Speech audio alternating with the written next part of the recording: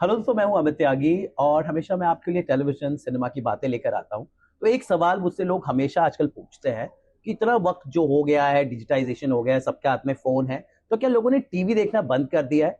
क्या जो सीरियल है जो इतने सालों से लोगों का मीन्स ऑफ एंटरटेनमेंट थे, क्या वो खत्म हो रहे हैं? क्या टेलीविजन खत्म हो रहा है? आपके घर का जो टेलीविजन है क्या वो खत्म हो जाएगा?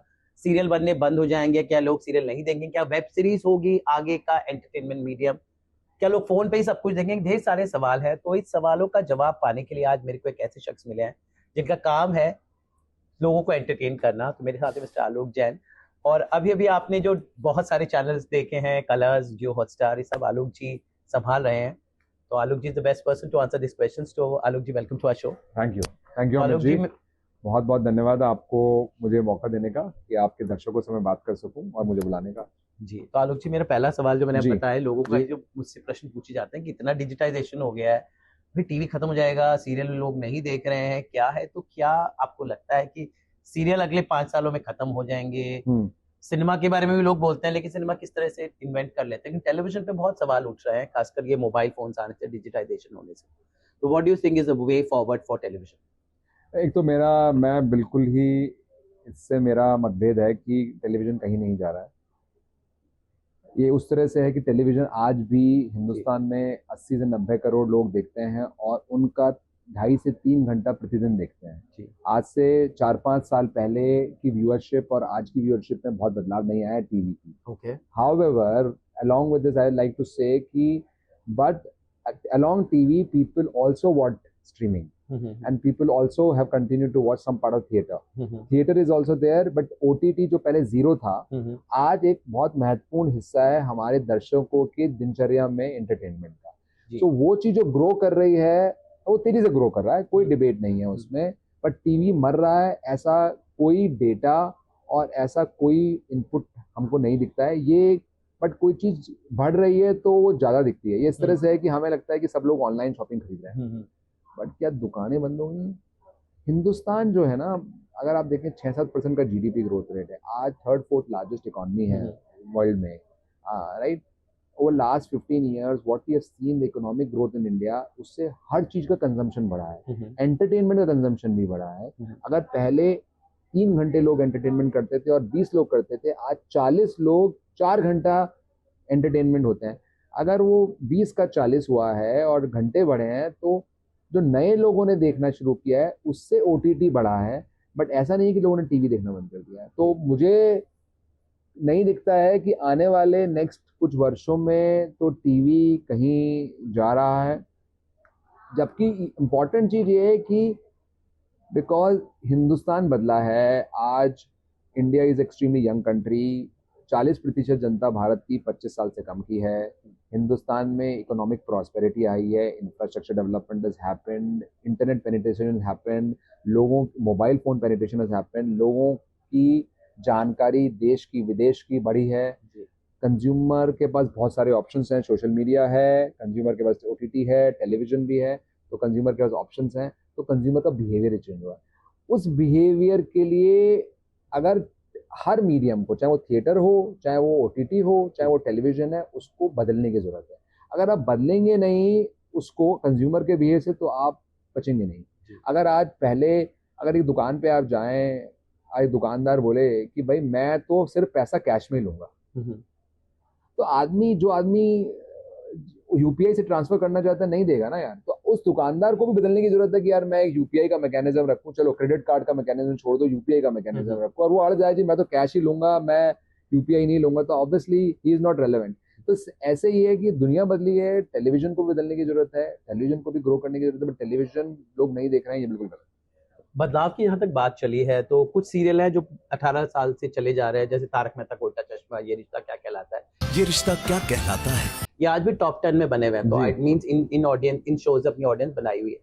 नई कहानियां, एक्सनिक एक्सपेरिमेंट होते हैं, कहीं शो नहीं चलते हैं, कहीं चलते हैं।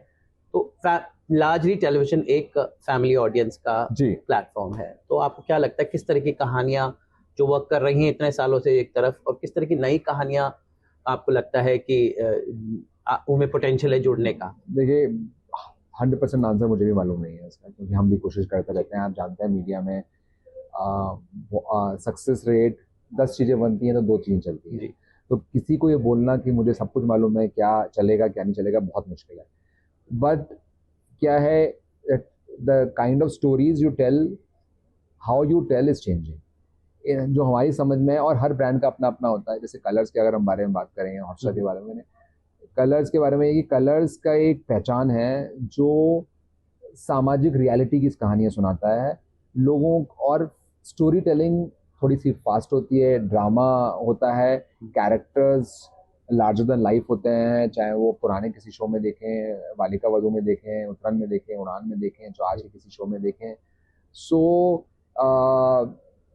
ये बदलाव आ रहे हैं कि कंज्यूमर का टेस्ट हर मीडियम पे बदला है, और उस टेस्ट को हमको कैटर करने की जरूरत है।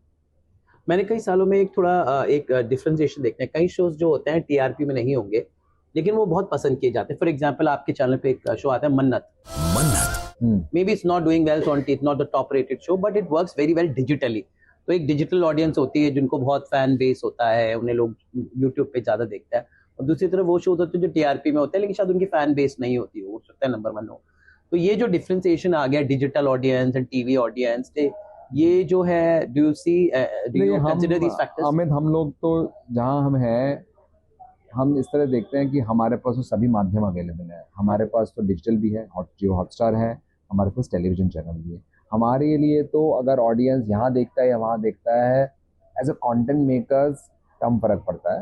Obviously we would like that, how does you maximise the viewership across both the channels, digital medium पे भी और टेलीविजन मीडियम पे भी। जैसे आपने मन्नत के बारे में बात की, मन्नत यही तो है मेरे बाबा जी की बंदी। टेलीविजन पे भी कलर्स पे one of the top rated show है, और हॉटस्टार पे वो बहुत से शोज जो टीवी पे बहुत चलते हैं उनसे ज्यादा व्यूअरशिप है। जी जी। सो हम जब देखते हैं, हम सक्सेस ये देखते हैं कि यार ठीक है, ये शो शायद टीवी में टॉप 2 में नहीं है, बट डिजिटल में टॉप 2 है। इसका मतलब है कि कुछ ऑडियंस को इस मीडियम में पसंद है, इस वाले मीडियम का, क्योंकि थोड़ा थोड़ा अंतर है मीडियम लोगों के रुचि में, तो बहुत कम फर्क पड़ता है। और हमेशा ये होता है, कुछ शो चीज़ें के बारे में बातें ज़्यादा होती हैं, बट कुछ चीज़ें देखी जा जाती हैं, वो तो हमेशा एक डिफरेंस रहती है थोड़ा बहुत। विक्रांत सर, रियलिटी शो एक ऐसा जॉनर है जो बहुत ज्यादा टेलीविजन पे मतलब बस क्रिएट करता है। इसका सबसे बड़ा एग्जांपल है बिग बॉस जी। तो बिग बॉस क्या है, ओटीटी पे भी आता है और टीवी पे भी आता है, डुअल मॉडल है उसका। How has been the Bigg Boss in 2025? Because this year it was a very, एक बहुत ही मतलब डिजिटल पे भी बहुत हंगामा मचाया, और टीआरपी भी इस साल जो 2025 का बिग बॉस था काफी अच्छी रही। तो how do you see Bigg Boss over the years? ये भी पुराना ब्रांड है कलर्स का। कुछ लोगों की आदत होती है जिंदगी भर जताना। देखिए, एक तो जब कोई चीज अच्छी चलती है ना, वो सभी मीडियम्स में चलती है, जो नहीं चलती है वो कहीं नहीं चलती है। बहुत कम चीजें होती है कि एक मीडियम में चले और एक मीडियम में नहीं चली। इस बार का बिग बॉस बहुत ही अच्छा था, ओटीटी पे भी बहुत अच्छा था, टेलीविजन पे भी बहुत अच्छा था। So it has worked on both the platform phenomenally well. और एक और शो है लाफ्टर शेफ, जो बहुत ही अच्छा चलता है। वो उसकी व्यूअरशिप रेटिंग टीवी पर बिग बॉस उससे ज्यादा है, और डिजिटल पे भी बहुत अच्छा चलता है। देखो एल्विस गया तेल लेने। नॉन फिक्शन जो कलर्स की या जियो स्टार की एक पहचान है, हम we as a team and as a platform, हमारे कुछ शायद समझ में आता है। हमारे पास बहुत सारे हमने नए शोज खड़े करे हैं, चाहे वो हम रोडीज देखें, स्प्लिट्स वाला देखें, तो काफ़ी शोज हैं जो रियलिटी में है, स्पेस में है, और शायद हमको थोड़ा समझ में आता है कैसे बनाना है उनको। तू भी एक मनप्रीत ही है। पहले एक जमाने में टीआरपी आती थी, BARC was the one and all, जिसको हम सब समझते थे कि नंबर 1 नंबर 2 की कैटेगरी थे। लेकिन अभी we can not trust on that alone, because क्योंकि लोग आपके फोन पे भी देख रहे हैं। दैट सेम अनुपमा हो या फिर महादेवन साहब का जो नया शो आ चुका है। तो क्या पैमाना रखते हैं आप जज करने के लिए, जो हम दर्शक समझ सकें? देखिए, एक हमारे पास टीवी रेटिंग आती है जो बाग से आती है, दूसरी हमारे पास हॉटस्टार की व्यूअरशिप होती है। ओके। और तीसरा होता है कि सोशल मीडिया का बज़ हमें मिलता है कि भाई कितना लोग क्लिप्स देख रहे हैं, कितना वो देख रहे हैं। हम तीनों को कंबाइन करके we measure across all the piece. जैसे हमने मन्नत के बारे में बात करी, हमने कहा कि मन्नत हमको मालूम है कि टीवी पे ये रेटिंग आ रही है, SD एंड HD कंबाइन करके ये डिजिटल पे ये व्यूअरशिप आ रही है, और सोशल मीडिया पे लोग इतनी बातें कर रहे हैं। तो we get a holistic view across all mediums to say how the show is going. ये ठीक रहेगा ना मिस्टर विक्रांत सलूजा सर? तो 2025 ऐसा साल था जहां पर डिज्नी हॉटस्टार की जगह जियो हॉटस्टार बना। जी एक नया परिवार में कहूंगा, मैं परिवार मानता हूँ सबको, जी। तो एक परिवार के नए मेंबर्स जी। जुड़े 2026 में। अब वो टाइम आ गया है जब जियो हॉटस्टार का एक्चुअल समझ में आएगा कि ये परिवार बढ़ के कितना व्यूअर्स जी। जनरेट कर रहा है। और कलर्स के लिए भी तो 2026 में क्या प्लान्स है, किस तरह का कंटेंट आप लेकर आएंगे टेलीविजन पर, डिजिटल पर, रियलिटी शोज हो, फिक्शन हो, फिल्मों के प्रीमियर हो, मतलब जी। क्या व्हाट डू यू सी जी। 2025-26 में इस तरह की कहानियां छाई रहेंगी? सो आई थिंक हमारा अक्रॉस ऑल मीडियम्स कोशिश ये है कि हम कैसे we be the media entertainment company for the India by the Indians, right? How do we make this Bharat का platform? How does it become a media company वो भारत के अधिकतर लोगों को मीनिंगफुल मैनर में एंटरटेन कर सके। सो चाहे हम टीवी देखें, चाहे हॉटस्टार जियो हॉटस्टार देखें, चाहे थिएटर देखें, हमारी कोशिश ये है कि हम भारत की कहानियाँ सुनाएं जो go deeper and wider in this country. ऐसी हमारी कोशिश है। अगर हम देखते हैं हॉटस्टार पे हमारे बहुत सारे नए शोज आ रहे हैं। एक शो हम लॉन्च कर रहे हैं महीने के एंड में, space gem, which is inspired by the story of Chandrayaan. जी जी। चंद्रयान, पहला वाला चंद्रयान जब गया था तो लैंडिंग में face what happened at the back end, एक चंद्रयान भारतीय कहानी है, जी। कोई विदेशी कहानी नहीं है। टीवीएफ टीम से टीवीएफ से बना रहे हैं। जी।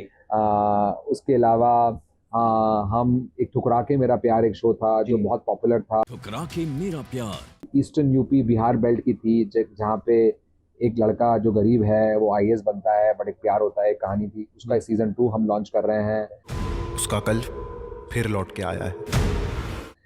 ऐसे बहुत सारे हमारे और शोज आ रहे हैं। नॉन फिक्शन में 50 हम लॉन्च कर रहे हैं। खतरों के खिलाड़ी उसके बाद आ रहा है। लाफ्टर शेफ चल ही रहा है अभी। कलर्स पे आपने महादेव जो लॉन्च हुआ है मंडे को, उसके बाद एक शो मोनोरागम है जो एक लड़की की कहानी है, अनवांटेड गर्ल चाइल्ड की कहानी है। एक डॉक्टर आरंभी एक शो हमारा आ रहा है, डॉक्टर आरंभी। एक पढ़ी लिखी लड़की जो अब शादी के बाद अपनी चीज छोड़ देती है, how she starts restart her life. बहुत हुआ सेटबैक, अब होगा मेरा कमबैक। वो शो आ रहा है। उसके बाद और भी बहुत सारे शोज हैं। थिएटर में हॉलीवुड की मूवीज हैं जो डिस्नी की मूवीज हैं। टॉय स्टोरी आ रही है, डेविल मेट्स प्राडा आ रही है, एवेंजर्स का नया सीरीज लॉन्च होने वाला है जो अगले साल दिसंबर में आएगा, वो है। दृश्यम 3 आ रही है। So we have lot of things which are coming, lot of shows, lot of content which is coming across all the mediums for us in the next coming year. ये कुछ चीज़ें हैं जो हम अनाउंस कर चुके हैं, एंड बाकी चीज़ें एज जैसे हम आगे बढ़ेंगे समय आपको अनाउंसमेंट मिलेगा समय। OTT as a medium generally क्या होता है, लोग ओटीटी का मतलब प्राइवेट व्यूइंग होती है, तो उसमें गालियां या बोल्डनेस रहता है। बट उसका एक विरोधाभास ये है कि एक शो आता है पंचायत टाइप का, जो एक्चुअली एक सीरियल है जो ओटीटी पे आता है। तो how do you see the trend of a family shows working well on OTT space, जिसका मैं केस स्टडी पंचायत लेना चाहूंगा, बिकॉज हमें स्टार्टेड द ट्रेंड ऑफ। जी जी। देखिए मेरा ऐसा मानना है अमित जी कि आज से 5 साल पहले, कोविड से पहले और थोड़ा सा, जो ओटीटी था वो एक स्मॉल मीडियम था और इंडिविजुअल मीडियम था। अब जहाँ हम हैं 600 मिलियन लोग, 60 करोड़ लोग, 80 करोड़ 90 करोड़ लोग टीवी देखते हैं, 60 करोड़ लोग डिजिटल मीडियम पे हैं। तो 60 करोड़ लोग कोई छोटा मीडियम नहीं रहा है, ओटीटी बड़ा मीडियम है। If some content has to go deeper and wider, it cannot operate with those language and a private viewing mode.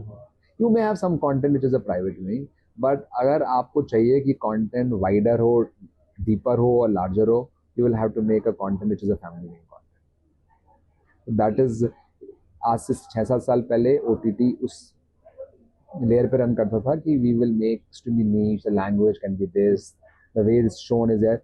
जबकि अगर आप हमारे हॉटस्टार पे देखें, किसी भी शो में, ओके नॉट किसी नहीं बोलूँगा, अधिकतर शो में फैमिली व्यूइंग है। चाहे हमारा भी मिसेस देशपांडे आया है, you can watch with family.